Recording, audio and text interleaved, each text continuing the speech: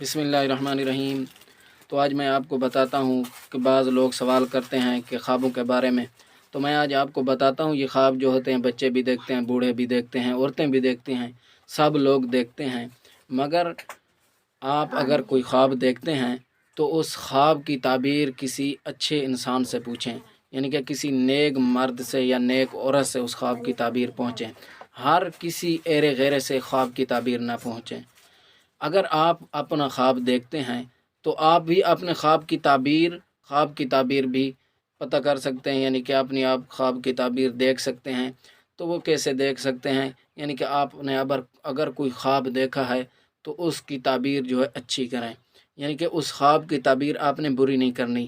اگر آپ نے خواب خود دیکھا ہے نا، اس کی تعبیر اچھی کریں۔ اور خواب اگر آپ نے دیکھا ہے تو ہر کسی کو خواب نہیں بتانا چاہیے۔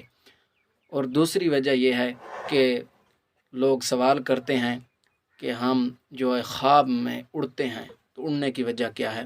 تو میں آپ کو بتاتا ہوں اڑنے کی دو وجہ ہو سکتی ہیں۔ اس سے پہلے اگر میرے چینل پر آپ نیو ہیں تو میرے چینل کو سبسکرائب کر دیں۔ تو اس اڑنے کی وجہ دو ہو سکتی ہیں۔ پہلی وجہ یہ ہو سکتی ہے کہ یا تو وہ گناہوں سے بری ہو جائے، اور